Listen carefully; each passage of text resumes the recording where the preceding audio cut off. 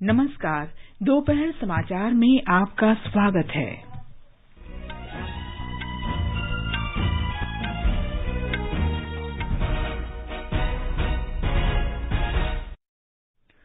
उत्तर प्रदेश में विधानसभा चुनाव के तीसरे चरण और पंजाब में एक ही चरण में होने वाले मतदान के लिए प्रचार आज शाम समाप्त हो जाएगा।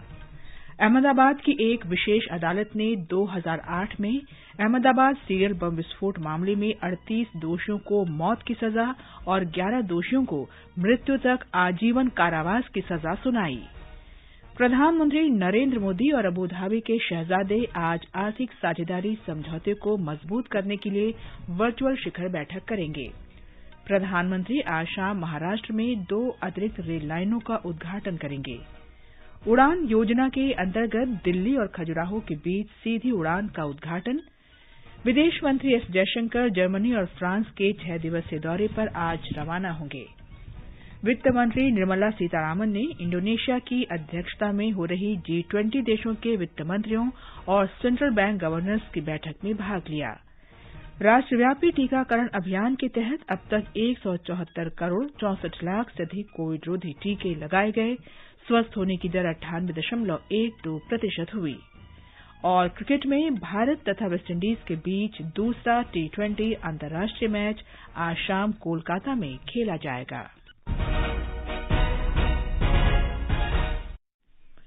दोपहर समाचार में नईम अख्तर के साथ मैं कनकलता। कोरोना वायरस के नए स्वरूप ओमिक्रॉन को देखते हुए आपसे अपील है कि सतर्क रहें और पूर्ण टीकाकरण कराएं। 15 से 18 वर्ष के किशोरों और अन्य लोगों के टीकाकरण में भी मदद करें। सुरक्षित रहने के लिए कृपया 3 आसान उपायों का पालन अवश्य करें। मास्क लगाएं, 2 गज की सुरक्षित दूरी बनाए रखें, हाथ और चेहरा साफ रखें। कोविड से संबंधित किसी भी जानकारी और मार्गदर्शन के लिए राष्ट्रीय हेल्पलाइन नंबर 011-2397-8046 और 1075 पर संपर्क करें। और अब समाचार विस्तार से। उत्तर प्रदेश में विधानसभा चुनाव के तीसरे चरण और पंजाब में एक ही चरण में होने वाले मतदान के लिए प्रचार का आज अंतिम दिन है। राजनीतिक दलों ने उत्तर प्रदेश के अगले चरणों और मणिपुर में 2 चरणों में होने वाले मतदान के लिए भी प्रचार अभियान तेज कर दिया है। स्टार प्रचारक और विभिन्न राजनीतिक दलों के प्रमुख नेता जनसभाएं कर रहे हैं। मतदाताओं से घर घर जाकर प्रचार और वर्चुअल अपील भी जारी है। उत्तर प्रदेश में तीसरे चरण का मतदान रविवार को 59 विधानसभा क्षेत्रों में होगा। इनमें 16 जिलों की अनुसूचित जाति के लिए सुरक्षित 15 सीटें भी शामिल हैं।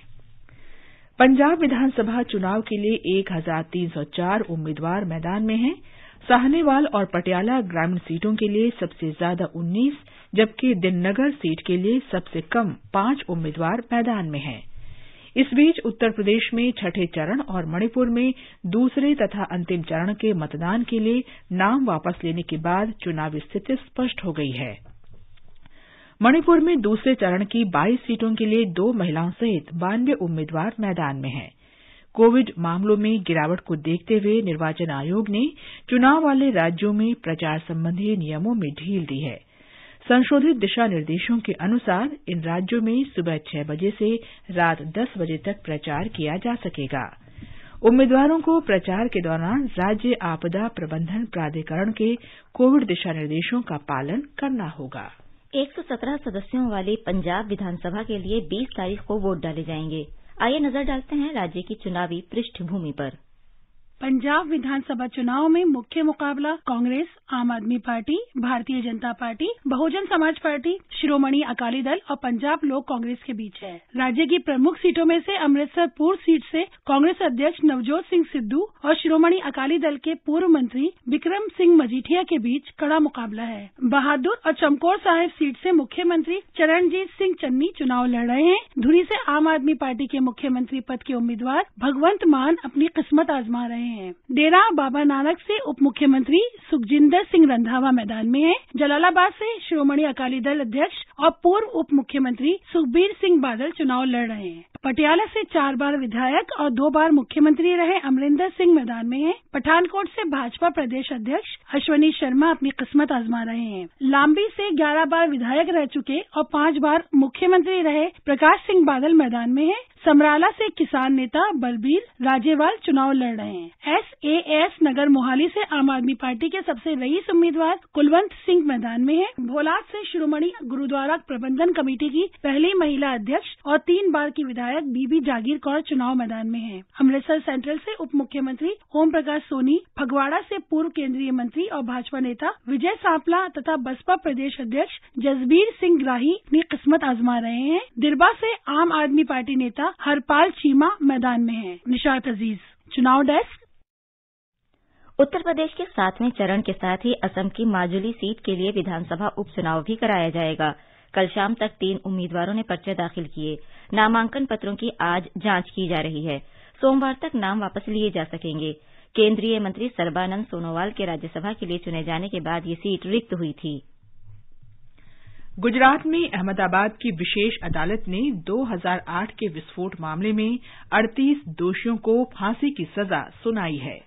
इस घटना में 56 लोगों की मौत हो गई थी और 200 से अधिक घायल हुए थे। विशेष न्यायाधीश AR पटेल ने जघन्यतम मामले में 11 दोषियों को मृत्यु पर्यंत आजीवन कारावास की सजा सुनाई। ये सजा भारतीय दंड संहिता, गैर कानूनी गतिविधि निवारण अधिनियम और विस्फोटक पदार्थ अधिनियम तथा सार्वजनिक संपत्ति को क्षति पहुंचाने के कानून के तहत दी गई है। विशेष न्यायालय ने पीड़ित परिवारों को 1-1 लाख रुपए और गंभीर रूप से घायलों को 50-50 हजार रुपए के मुआवजे का आदेश दिया है। ये देश में पहली बार है कि 38 दोषियों को मृत्युदंड की सजा सुनाई गई है। इससे पहले विशेष न्यायालय ने सजा पर सुनवाई 11 और 14 फरवरी को की थी।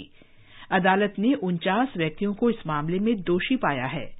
इस महीने की 8 तारीख को विशेष न्यायाधीश ने इस मामले में 28 लोगों को संदेह के आधार पर बरी कर दिया था।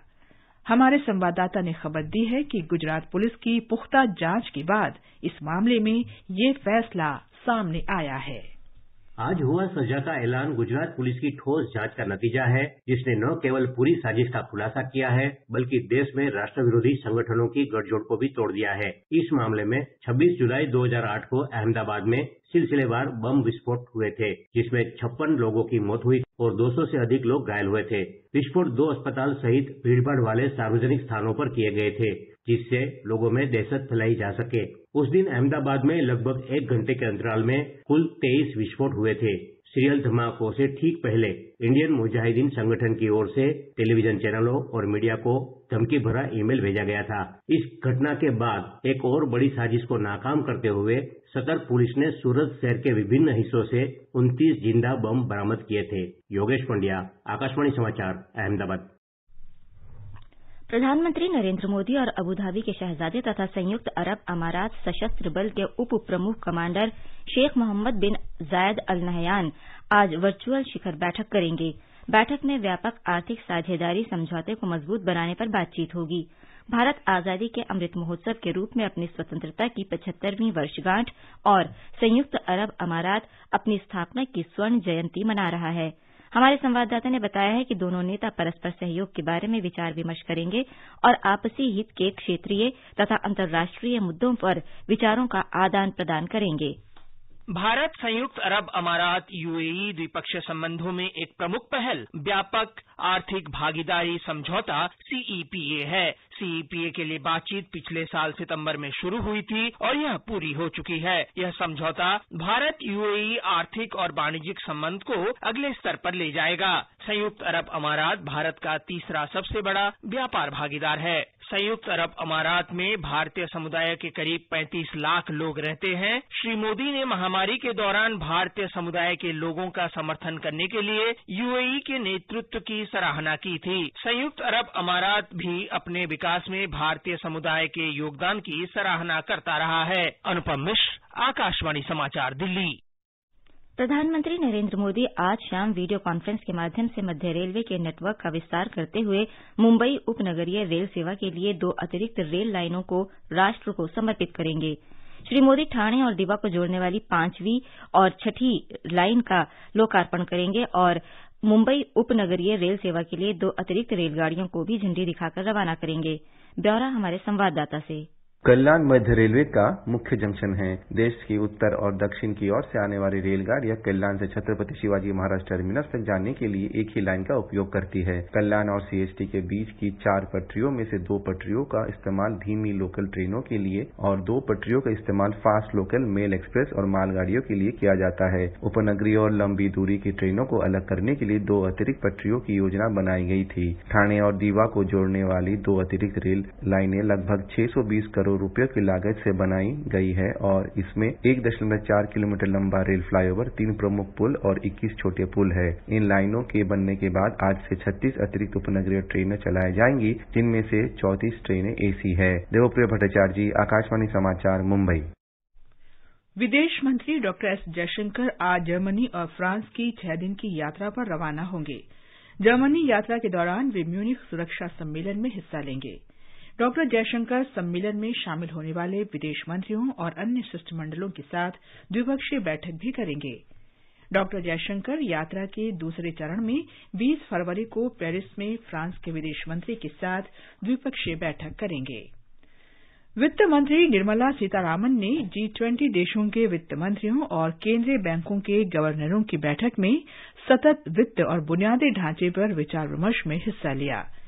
G20 देशों के शासनाध्यक्षों की बैठक इस वर्ष नवंबर में इंडोनेशिया के बाली में आयोजित की जाएगी।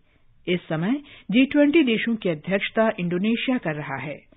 वित्त मंत्री ने स्थायी वित्तीय साधन और इसकी सुलभता बढ़ाने के उपायों पर जोर दिया। उन्होंने बुनियादी ढांचे पर जोर देते हुए वैश्विक स्तर पर वित्तीय संसाधन उपलब्ध कराने, नवाचार तथा समावेशी सरकारी और निजी निवेश के उपायों का उल्लेख किया। ये समाचार हमारी वेबसाइट newsonair.com/hindi और हमारे mobile app news on AIR पर भी उपलब्ध हैं। सुनो ना, हाँ? सोच रहा हूँ अपना बिजनेस क्यों न बढ़ा लूं। तो रोका किसने है? हाँ? रोका तो किसी ने नहीं, पर समझ नहीं आ रहा कि मदद किससे मांगूं। मुझसे। तुमसे?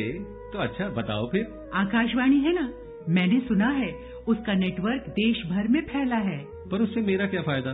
देखो, फायदा है, जिस शहर में चाहो विज्ञापन की मदद से उपभोक्ताओं तक पहुंच जाओ। पर अब ये भी तो बता दो कि आकाशवाणी से संपर्क कैसे करूं? बहुत आसान है, मैं बताती हूँ। नंबर नोट करो, 870-001-4242। ओ, 870-001-4242। हाँ। लो अभी फोन लगाता हूँ 870-001-4242 पर।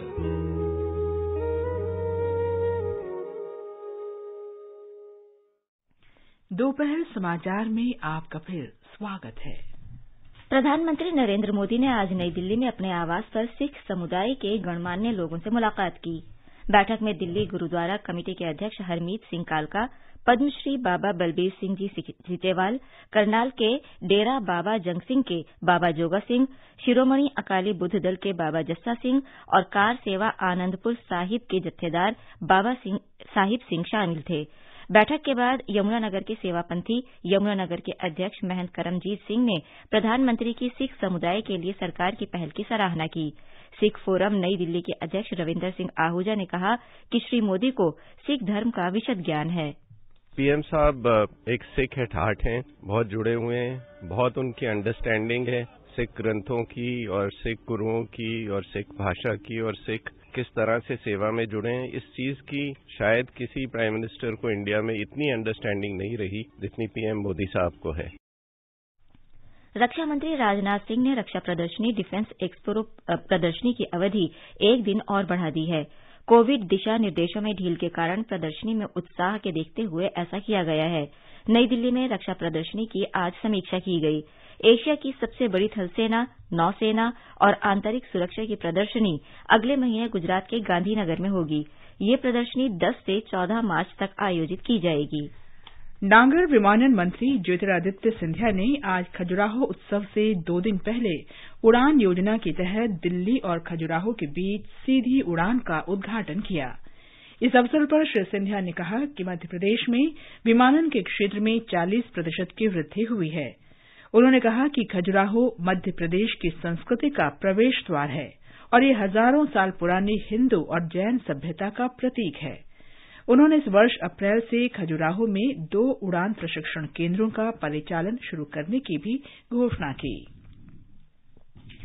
राष्ट्रीय महिला आयोग ने दिल्ली में आंगनवाड़ी कर्मियों से छेड़छाड़ मामले में दिल्ली पुलिस से रिपोर्ट मांगी है। मीडिया रिपोर्ट के हवाले से राष्ट्रीय महिला आयोग की अध्यक्ष रेखा शर्मा ने दिल्ली पुलिस आयुक्त राकेश अस्थाना को इस संदर्भ में पत्र लिखा है और अपराधियों पर प्राथमिकी दर्ज करने को कहा है। महिला आयोग ने विरोध प्रदर्शन कर रही आंगनवाड़ी कर्मियों की सुरक्षा और संरक्षा पर निराशा व्यक्त की है और दुर्व्यवहार की घटना की निंदा की है। नई दिल्ली में 2 दिन पहले आम आदमी पार्टी कार्यालय के सामने विरोध प्रदर्शन कर रही महिलाओं से छेड़छाड़ करने का आम आदमी पार्टी कार्यकर्ताओं पर आरोप है। केरल विधानसभा का बजट सत्र आज शुरू हुआ। सत्र के पहले दिन राज्यपाल आरिफ मोहम्मद खान के अभिभाषण के दौरान कांग्रेस के नेतृत्व में विपक्ष ने सदन का बहिष्कार किया। हालांकि राज्यपाल ने अपना अभिभाषण जारी रखा। इससे पहले विपक्षी दल के सदस्यों ने राज्यपाल के खिलाफ नारेबाजी की। पर्यावरण, वन और जलवायु परिवर्तन मंत्रालय ने प्लास्टिक कचरा प्रबंधन नियम 2016 के तहत प्लास्टिक पैकेजिंग उत्पादकों के दायित्व का विस्तार करते हुए नए दिशा निर्देश जारी किए हैं। इन दिशा निर्देशों में कम से कम कचरा करने, उसे इधर उधर न फेंकने और कचरे को अलग अलग रखने के संबंध में कई कदम उठाए गए हैं। आगे बढ़ने से पहले मुख्य समाचारों पर एक नजर। उत्तर प्रदेश में विधानसभा चुनाव के तीसरे चरण और पंजाब में एक ही चरण में होने वाले मतदान के लिए प्रचार आज शाम समाप्त हो जाएगा। अहमदाबाद की एक विशेष अदालत ने 2008 में अहमदाबाद सीरियल बम विस्फोट मामले में 38 दोषियों को मौत की सजा और 11 दोषियों को मृत्यु तक आजीवन कारावास की सजा सुनाई। प्रधानमंत्री नरेंद्र मोदी और अबू धाबी के शहजादे आज आर्थिक साझेदारी समझौते को मजबूत करने के लिए वर्चुअल शिखर बैठक करेंगे। प्रधानमंत्री आज शाम महाराष्ट्र में 2 अतिरिक्त रेल लाइनों का उद्घाटन करेंगे। उड़ान योजना के अंतर्गत दिल्ली और खजुराहो के बीच सीधी उड़ान का उद्घाटन। विदेश मंत्री एस जयशंकर जर्मनी और फ्रांस के 6 दिवसीय दौरे पर आज रवाना होंगे।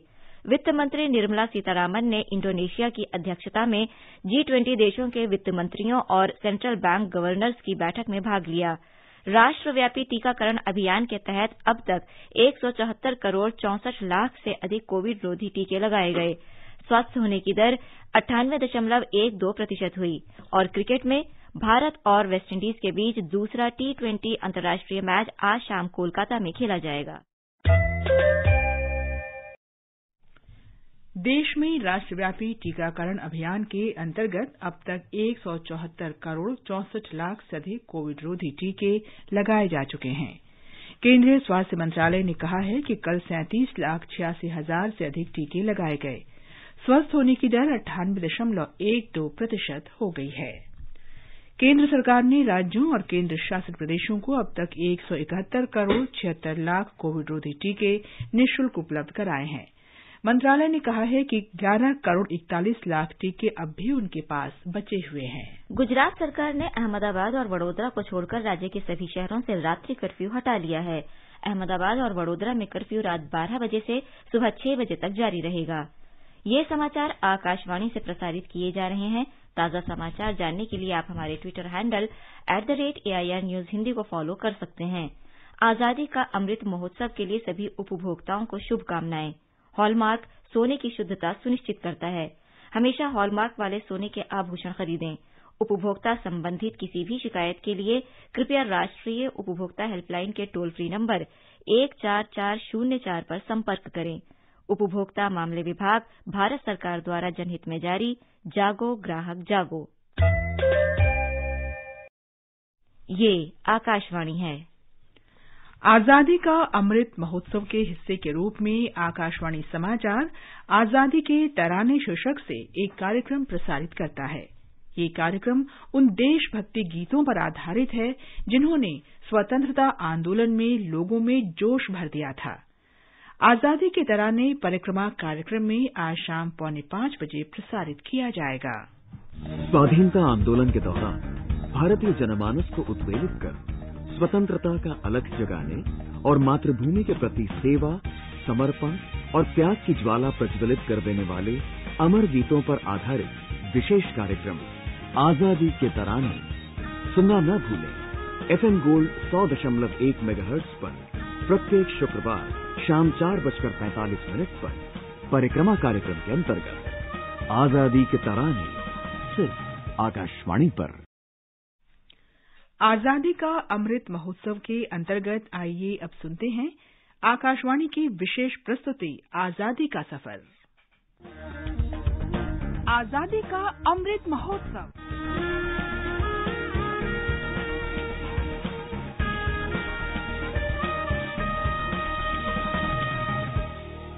आजादी का सफर आकाशवाणी के साथ। भारत का गौरवशाली स्वतंत्रता संग्राम आधुनिक विश्व के अब तक के सबसे बड़े संघर्षों में से एक है। आकाशवाणी समाचार आपके लिए प्रतिदिन लेकर आता है इस संघर्ष की एक झलक।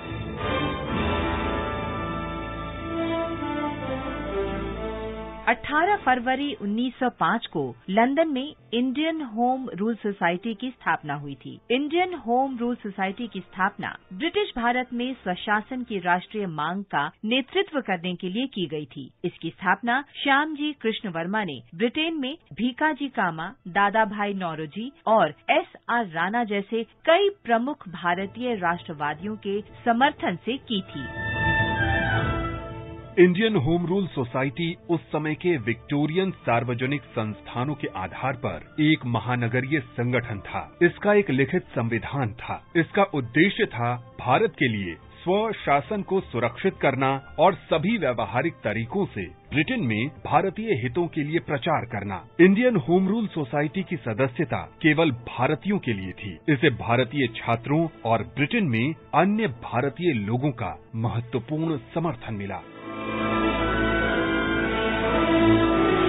इंडियन होम रूल सोसाइटी ने भारत में क्रांतिकारी आंदोलनों के साथ निकट संपर्क बनाए रखा। इसने लंदन में इंडिया हाउस की स्थापना की। इंडिया हाउस लंदन में भारतीय विद्यार्थियों का आवास था। इसे ब्रिटेन में भारतीय विद्यार्थियों के बीच राष्ट्रवादी विचारों को बढ़ावा देने के उद्देश्य से स्थापित किया गया था। इंडियन होम रूल सोसाइटी ने श्यामजी कृष्ण वर्मा की पत्रिका द इंडियन सोशियोलॉजिस्ट के साथ ब्रिटेन में क्रांतिकारी भारतीय राष्ट्रवादी आंदोलन की नींव रखी। 1907 में श्यामजी कृष्ण वर्मा के पेरिस स्थानांतरित होने के बाद इस सोसाइटी की जगह VD सावरकर द्वारा स्थापित अभिनव भारत मंडल ने ली।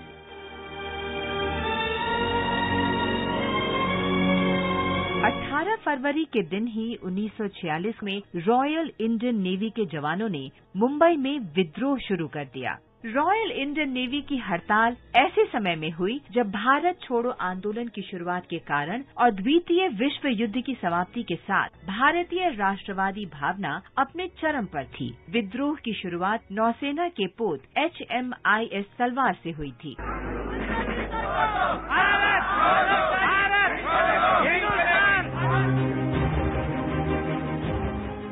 हड़ताल की शुरुआत बेहतर भोजन और काम की बेहतर स्थिति को लेकर की गई थी, लेकिन जल्द ही ये विद्रोह सभी राजनीतिक कैदियों की रिहाई और ब्रिटिश शासन से स्वतंत्रता की व्यापक मांग में बदल गया। हड़ताल शुरू होने के अगले दिन जवान भारतीय ध्वज लहराते हुए लॉरियों में मुंबई के चारों ओर फैल गए। रोकने की कोशिश करने वाले पुलिस कर्मियों के साथ इन जवानों ने पूरी ताकत से मुकाबला किया।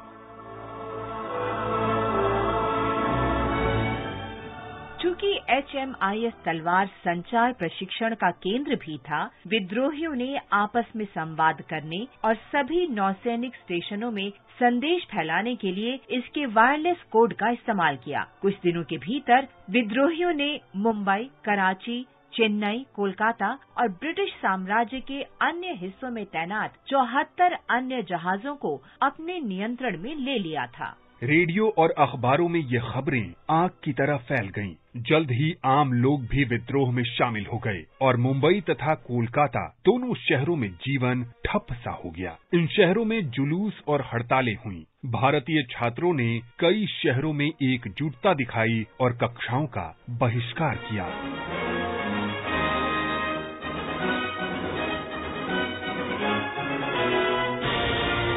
ब्रिटिश पुलिस पुलिस ने क्रूरतापूर्वक कार्रवाई करते हुए प्रदर्शनकारियों पर गोलियां बरसाईं, जिसमें सैकड़ों भारतीय नागरिक मारे गए और हजारों घायल हो गए। अंत में 24 फरवरी 1946 को सरदार पटेल की मध्यस्थता से ये विद्रोह शांत हुआ। ये एक ऐसी घटना थी जिसने ब्रिटिश शासन के अंत को देखने के लिए भारतीय लोगों के सभी वर्गों के दृढ़ संकल्प को और मजबूत किया। विद्रोह की याद में आज मुंबई में एक नौसेना विद्रोह स्मारक खड़ा है।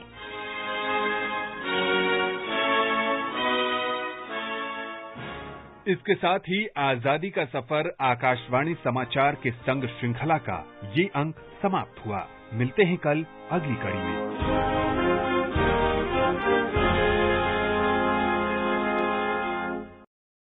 आज का संस्कृति संदेश समर्पित है चैतन्य महाप्रभु को। भजो गौरांगो कहो गौरांगो जेई जोना गौरांगो मोजे से हो। वैष्णव धर्म में भक्ति योग के परम प्रचारक चैतन्य महाप्रभु को भक्ति काल के प्रमुख कवियों में माना जाता है। चैतन्य महाप्रभु का दिया महामंत्र नाम संकीर्तन आज पूरी दुनिया में भक्ति की गंगा प्रवाहित कर रहा है। श्री कृष्णदास कविराज गोस्वामी रचित चैतन्य चरितमृत के अनुसार चैतन्य महाप्रभु का जन्म सन 1486 की फाल्गुन शुक्ला पूर्णिमा तदनुसार 18 फरवरी को पश्चिम बंगाल के नवद्वीप यानी नदिया नामक गांव में हुआ था। सन 1510 में संत प्रवर श्रीपाद केशव भारती से संन्यास की दीक्षा लेने के बाद निमाई का नाम कृष्ण चैतन्य देव हो गया। मात्र 24 वर्ष की आयु में ही इन्होंने गृहस्थ आश्रम का त्याग कर संन्यास ग्रहण कर लिया और बाद में ये चैतन्य महाप्रभु के नाम से प्रख्यात हुए। सन 1515 में विजयदशमी के दिन इन्होंने वृंदावन के लिए प्रस्थान किया और कार्तिक पूर्णिमा को वहां पहुंच गए।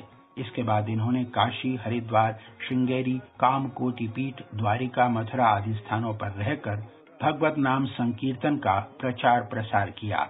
चैतन्य महाप्रभु ने अपने जीवन का अंतिम समय श्री जगन्नाथपुरी में बिताया। यहीं सन 1534 में 47 वर्ष की अल्पायु में रथ यात्रा के दिन चैतन्य महाप्रभु की जीवन ज्योति परम ज्योति में समा गई और गौरांग सदा सदा के लिए प्रभु भक्ति में लीन हो गए।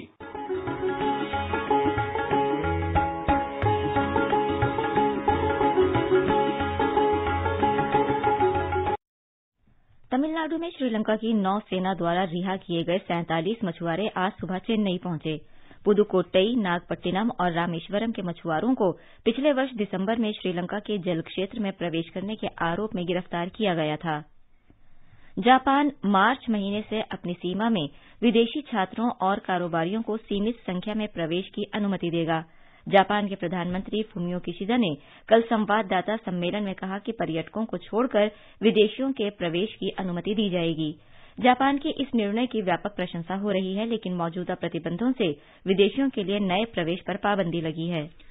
कोलकाता के ईडन गार्डन्स में आज भारत और वेस्टइंडीज के बीच दूसरा 2020 अंतर्राष्ट्रीय क्रिकेट मैच खेला जाएगा। मैच शाम 7 बजे से शुरू होगा। भारत पहले मैच में वेस्टइंडीज को 6 विकेट से हराकर श्रृंखला में 1-0 से आगे है। और अब एक नजर आज के मौसम पर। राष्ट्रीय राजधानी दिल्ली और चेन्नई में बादल छाए रहेंगे, जबकि कोलकाता और मुंबई में आसमान साफ रहेगा। श्रीनगर, गिलगित, जम्मू, लेह और मुजफ्फराबाद में आंशिक रूप से बादल छाए रहेंगे। गुवाहाटी, इम्फाल, शिलांग और आइजोल में आंशिक रूप से बादल छाए रहेंगे। अंत में मुख्य समाचार एक बार फिर। उत्तर प्रदेश में विधानसभा चुनाव के तीसरे चरण और पंजाब में एक ही चरण में होने वाले मतदान के लिए प्रचार आज शाम समाप्त हो जाएगा। अहमदाबाद की एक विशेष अदालत ने 2008 में अहमदाबाद सीरियल बम विस्फोट मामले में 38 दोषियों को मौत की सजा और 11 दोषियों को मृत्यु तक आजीवन कारावास की सजा सुनाई। प्रधानमंत्री नरेंद्र मोदी और अबू धाबी के शहजादे आज आर्थिक साझेदारी समझौते को मजबूत करने के लिए वर्चुअल शिखर बैठक करेंगे। प्रधानमंत्री आज शाम महाराष्ट्र में 2 अतिरिक्त रेल लाइनों का उद्घाटन करेंगे। उड़ान योजना के अंतर्गत दिल्ली और खजुराहो के बीच सीधी उड़ान का उद्घाटन। विदेश मंत्री एस जयशंकर जर्मनी और फ्रांस के 6 दिवसीय दौरे पर आज रवाना होंगे। वित्त मंत्री निर्मला सीतारामन ने इंडोनेशिया की अध्यक्षता में हो रही G20 देशों के वित्त मंत्रियों और सेंट्रल बैंक गवर्नर्स की बैठक में भाग लिया और राष्ट्रव्यापी टीकाकरण अभियान के तहत अब तक 174 करोड़ 64 लाख से अधिक कोविड रोधी टीके लगाए गए। इसके साथ ही दोपहर समाचार का ये अंक समाप्त हुआ। नमस्कार।